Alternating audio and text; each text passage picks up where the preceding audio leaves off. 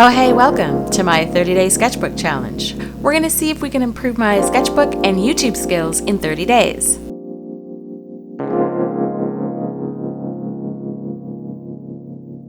Before I even start, I'm spritzing up my fine text. I've been blithering on about them every episode, I know, sorry not sorry.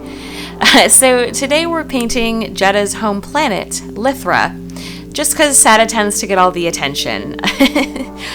Lithra is a pretty purpley, tealish, glowy, lagoony, meadowy, dreamy planet. Oh my god.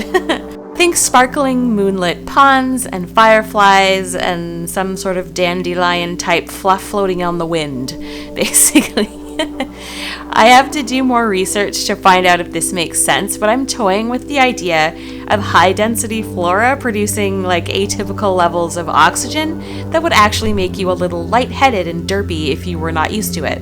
Like just too much rich oxygen making you high, basically. I love this idea to add to Lithra's dreaminess, but I don't know if it might be gibberish or not. Lithra is all about public service and the arts.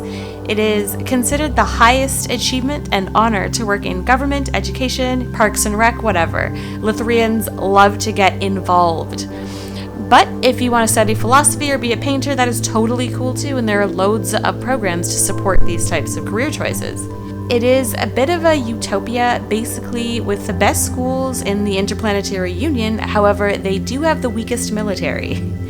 Everyone wants to go to Lithra, so both Lithra and its moon Libos, which is a funky vacation spot, have heavily regulate who comes and goes and for how long. We'll talk more about the planets later. I'm still developing them. As I say, I've been world building as I go, but in general, that's the main gist of Jetta's homeworld.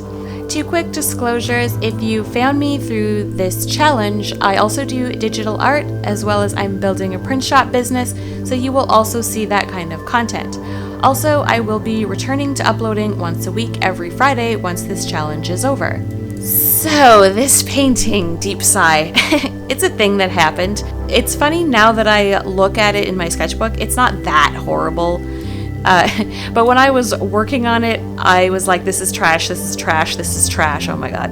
It suffered the usual problems. I think I'm using too much water just in general, and then of course the next problem is me not waiting for things to dry. I know I'm supposed to, but I'm also trying to do these things in one day. A whole painting and then editing and voicing over and all of that stuff, and I think I just don't have enough time for it. And lastly, I'm just realizing that some watercolors are just not meant for certain projects. To go into each issue, the water thing, I think I just need to experiment with mixing like thicker consistencies and not using such a watery mix. I think I'm doing it because I want to have enough paint and not have to keep mixing again. I really find mixing irritating for some reason. Like I feel like I'm wasting product and it's just like I can never get it the same color over and over. I'm getting better with that, but I think it might be easier if I was not just using such heavily diluted mixes, because I think it's just making a mess of everything. The next thing was just me needing to wait, and that's like a simple one, but it's probably the hardest part, like the song. The last thing that I was talking about is realizing some watercolors are just not meant for certain projects. I think I've kind of remember hearing somebody say this, but it's really true. Granulating colors are not good for certain projects. So if you're doing like a sky or water or anything that really needs to be smooth, or just kind of blended well, I just think that the granulation in the paints that I was using here was really bad. I wanted to use this cobalt violet color. It's a Pro Winsor & Newton, and it's really pretty, and I just thought it was a perfect Lithra color, but it is extremely granulating, and anytime I mixed it with my other colors, it looks beautiful, but it was so bad for the sky and the water that it just looked like trash, and I had to go in with the fine text to smooth it all out, which is what I always do. So at least it worked. All these issues also compounded into me making constant mistakes and overworking it trying to fix it. And then of course, like I said, I go in with the fine text to save the day, and it works, but I don't want to always have to rely on that. I do think that's the only thing that made this painting look slightly better was the fine text, but yeah, I don't always want to rely on that, so that's a whole thing that I have to get over. I did do this with no tutorial going in, so now I'd love to watch a few and get a sense of what I can keep in mind going forward. And so yeah, I'm gonna do some research and see what I can find. All in all, it looks cute in my sketchbook, but yeah, lots of things to work on for next time, like always. So we'll just dip into a quick time lapse and then look at the final result and be off.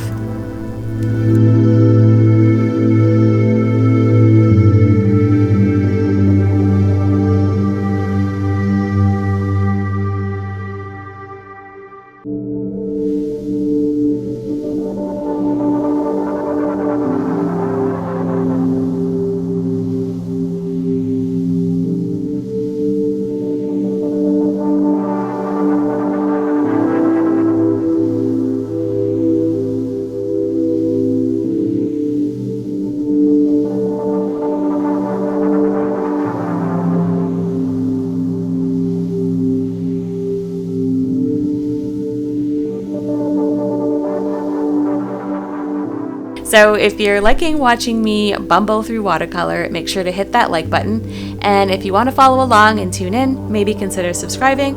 And if you want to draw along, please do, and let me know in the comments. Also, if you have any art supply tips or anything like that, I'd love to hear it. Thanks for watching, and I'll see you in the next one tomorrow. Bye!